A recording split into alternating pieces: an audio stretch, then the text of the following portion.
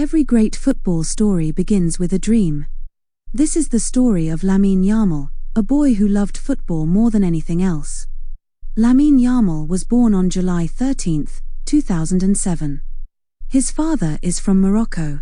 His mother is from Equatorial Guinea. He loved football from a very young age.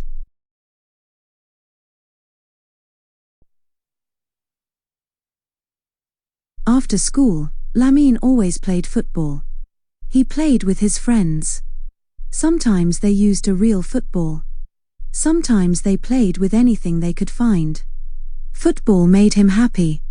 People quickly saw his talent. He was fast. He could dribble very well. His coach believed in him. At 7 years old, Lamine joined La Masia, Barcelona's famous football academy. It was his dream.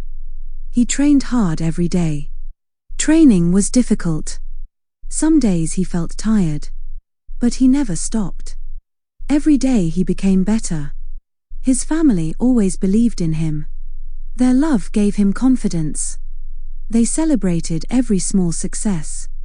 One day, the first team coach invited him to train with Barcelona's senior players. Lamine was excited. He was also nervous. In 2023, Lamine made his first team debut.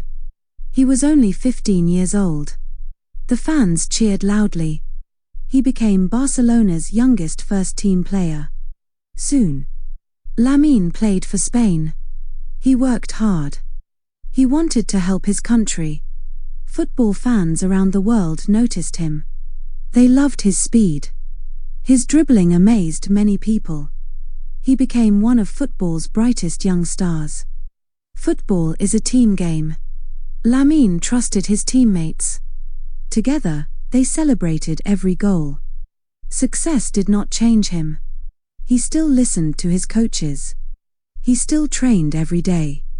Many children now admire Lamine. He tells them to believe in themselves.